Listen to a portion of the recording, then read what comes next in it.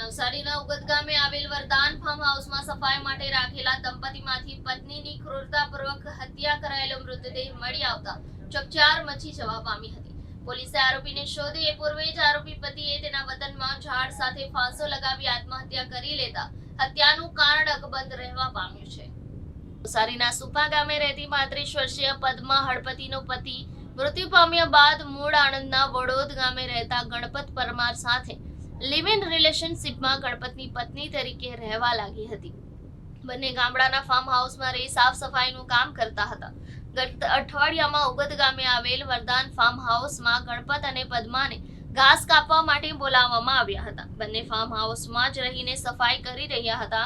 દરમિયાન ગત શનિવારે રાત્રે ગણપત અને પદ્મા વચ્ચે કોઈ બાબતે ઝઘડો થયા બાદ ગણપતે આવેશમાં આવી પદ્મા ઉપર ધારદાર હથિયારથી હુમલો કર્યો હતો, જેમાં તેને ઉપરા છાપરી અનેક ઘા માર્યા હતા, પણ 3 પ્રાણઘાતક ઘા મારી દેતા પદ્માનો પ્રાણ પંખીરું ઉડી ગયું હતું। હત્યા બાદ ગણપતિ પદ્માના મૃતદેહને ઘસડીને ફાર્મ હાઉસના બાથરૂમમાં મૂકી દીધો હતો અને પોતે ઘટના સ્થળેથી ફરાર થઈ ગયો હતો।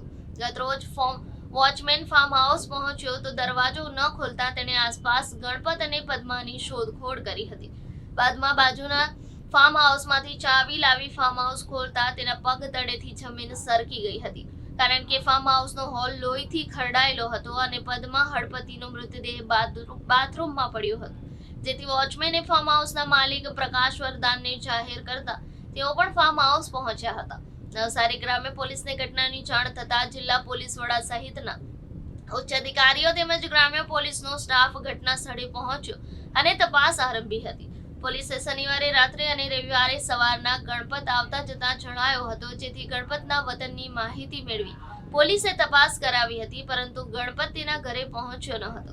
દરમિયાન ગતરોજ વરોડમાં જ અવાવરૂ જગ્યાએથી ગણપતનો ઝાડ સાથે ફાંસો લગાવી આત્મહત્યા કરેલી હાલતમાં મૃતદેહ મળ્યો હતો, જેથી ગણપતે પદ્માને કેમ મારી નાખી એ કારણ પરથી પડદો ઉછળાયો નથી। જોકે પ્રેમ સંબંધમાં પતિ પત્ની તરીકે રહેતા દંપતીના આંતરિક ઝઘડામાં બંનેએ જીવ ગુમાવતા પ્રેમનો કરુણ અંજામ આવ્યો હતો।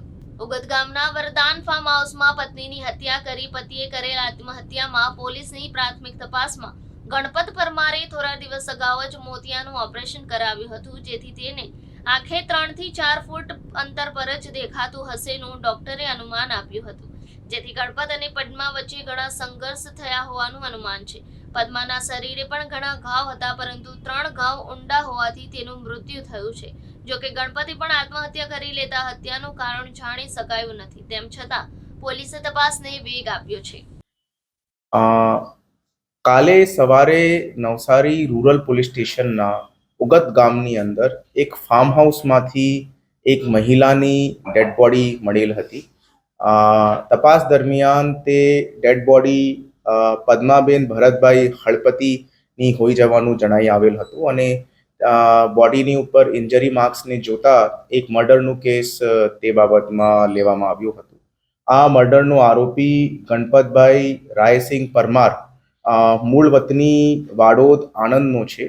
એ અને એમના વાઇફ પદ્માબેન ભરતભાઈ હળપતિ તે ફાર્મ હાઉસની અંદર અગાઉ 1 દિવસ પહેલા મજદૂર તરીકે ઘાસ કાઢવા માટે આવ્યા હતા અને ત્યાં એનું મર્ડર કરીને ગણપતભાઈ પરમાર આરોપી ત્યાંથી નાસી ગયો હતો। નવસારી જિલ્લા પોલીસ સતત આનંદ પોલીસની સાથે સંપર્કમાં હતી અને આજે સવારની અનુસંધાને આરોપી ગણપતભાઈ રાયસિંહ પરમાર ની ડેડ બોડી એમના વતનના પાસે એક ઝાડ નજીક મળી આવેલ છે। He has committed suicide. આ મર્ડરને જોતા ડેડ બોડી ઉપર ડોક્ટર પ્રમાણે 3 વાઇટલ ઇન્જરીના નિશાન છે અને આ મર્ડર જો છે તે સ્ટેબિંગથી થઈ હોવાનું જણાય।